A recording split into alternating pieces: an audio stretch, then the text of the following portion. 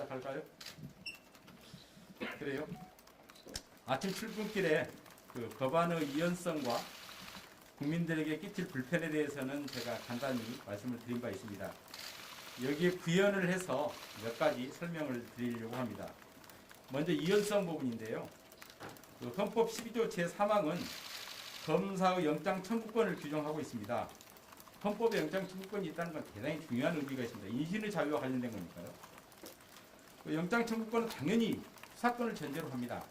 강제 수사의 가장 대표적인 것이 영장에 의한 수사 아닙니까?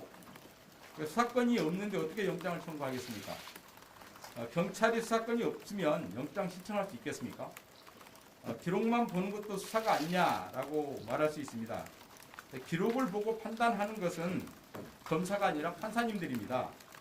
심지어 판사님들도 법정에서 조사를 할 수가 있습니다.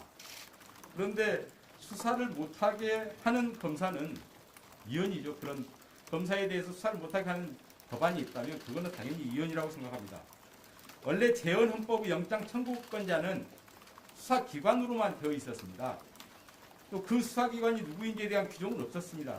통상 검사와 사법경찰관이 수사기관이다 이렇게 보고 있는 거죠. 근데 4.19 혁명 이후 제5차 개헌 시 경찰의 영장 신청에 의한 인권 침해를 막는다는 차원에서 지금 헌법을 보시면 영장 청구권자는 검사로만 특정되어 있습니다. 즉 사법경찰관이라는 부분은 빠진 거죠. 그러니까 헌법에 나와 있는 수사기관은 검사입니다. 누가 헌법상 수사권을 갖고 있습니까? 헌법상 수사권이 있는 검사에게서 수사권을 완전히 빼앗아 경찰에게 독점시키는 것은 이연이다. 그런 취지였습니다. 두 번째, 국민 불편에 대해서 말씀드리겠습니다. 저희는 아직 민주당이 추진한다는 법안이 무엇인지에 대해서 아직 자세히 알지 못합니다. 그러니까 당론까지 확정해 놓으셨는데 왜 법안을 지금까지 공개하지 않고 있는지 알 수가 없습니다. 다만 의총 결과를 공개한 것을 보면 수사 기소권은 완전 분리 법안이라고 합니다. 아마 검찰이 직접 수사를 개시하지 못하게 하고 또 경찰에서 송치한 사건도 보안 수사까지 못하게 하려는 것이 아닌가 그런 생각이 듭니다. 그런데 세월호 사건, 가습기 살균제 사건, 국정농단 사건, 사법행정권 남용 사건, 대형 금융 공정거래 사건 같은 그 대형 참사 부패 범죄 어디서 수사했습니까? 또 살인, 조폭, 마약, 성폭력 등 강력범죄, 또 보이스피싱, 보험사기, 분양사기범 등 민생범죄의 배후나 진범은 물론 경찰과 검찰이 협조해서 또는 검찰이 또 더 조사해서 밝히면 안 됩니까? 법정에서 거짓말하는 사람이 많이 보이는데도 꼭 경찰에게 넘겨서 경찰에게 신고해서 조사해야 합니까? 또 수사 경험이 부족한 경찰 말고 특사경 분들이 있습니다. 그런 분들이 수사를 물어보면 경찰이 알아보라고 해야 됩니까?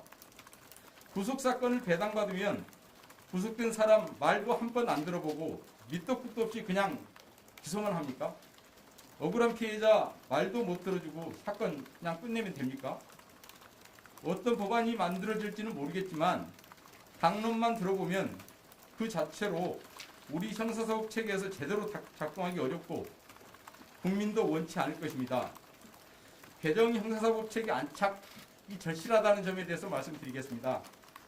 형사사법 체계를 전면 개편한 개정 형사사법이 시행된 지 이제 1년이 되었습니다. 새로운 형사사법 제도 시행으로 검찰, 경찰, 공수처, 법원, 법조계 모두 혼란스럽습니다. 저도 그 개정 과정에 있었으니까 그 내용을 잘 알고 있습니다. 사건 처리 절차가 복잡해져서 지금 사건 관계인들은 자기 사건이 어느 경찰서에 있는지 어느 검찰청, 어느 검사에게 있는지 잘 모르겠다고 합니다. 사건 처리도 너무 오래 끌고 있다고 합니다. 올해 작년 상반기까지 보안수사 요구된 사건 중 경찰에서 3개월 안에 이행된 것은 56%로 절반 정도였고요. 6개월 초과된 경우도 24%에 달하고 있습니다. 개정 형사법 마련 당시 법무부 차관으로 재직하였던 저도 이런 상황에 대해서는 정말 무거운 책임을 느끼고 있고, 제가 총장으로 취임한 이후에 그 안착과 보완에 온 힘을 쏟고 있습니다. 이 와중에 다시 형사법 체계를 전면적으로 고쳐 혼란만 일으킨다면 지금까지 검찰 개혁이란 대의를 내세워 해왔던 것이 무슨 의미가 있겠습니까? 대통령님께서는 2021년 법무부 업무보고 자리에서 바뀐 형사사법 구조로 인해서 국민들이 불편함을 느끼지 않도록 시행의 만전을 기하고 새로운 형사사법 절차 시행으로 국가의 범죄 대응 역량이 감소되지 않도록 유의하여 달라, 이렇게 두 가지를 당부하신 바 있습니다. 검찰의 수사 기능을 폐지하는 시도가 과연 그러한 당부에 합당합니까? 왜 군사작전 하듯이 국민의 인신에 크게 영향을 미치는 그런 형사법 제도를 시한을 정해놓고 4월 국회에서 처리한다느니 하시는 것인지, 또 검찰은 무조건 수사를 못하게 하고 하시는 것인지 저희들로서는 이해가 가지 않고 받아들이기도 어렵습니다. 저뿐만 아니고 대통령님도 함께 책임을 지라는 뜻은 아니지 않습니까? 남은 절차에서 양식 있는 시민들의 목소리에 귀 기울이고 헌법과 민주주의 참된 정신을 지켜주시기를 모든 분들에게 간곡히 요청드립니다. 그 수사의 공정성, 중립성 확보 방안에 대해서 말씀을 드리겠습니다.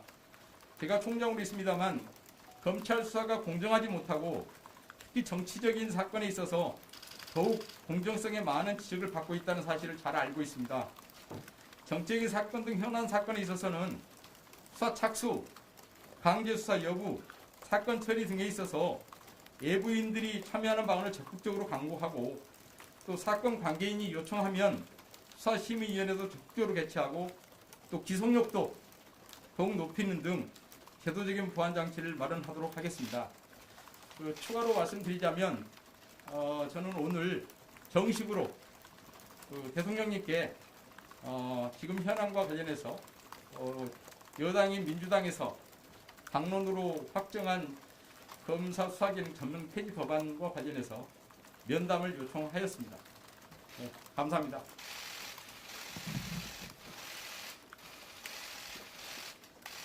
뭐 질문 있으시면 해주시죠.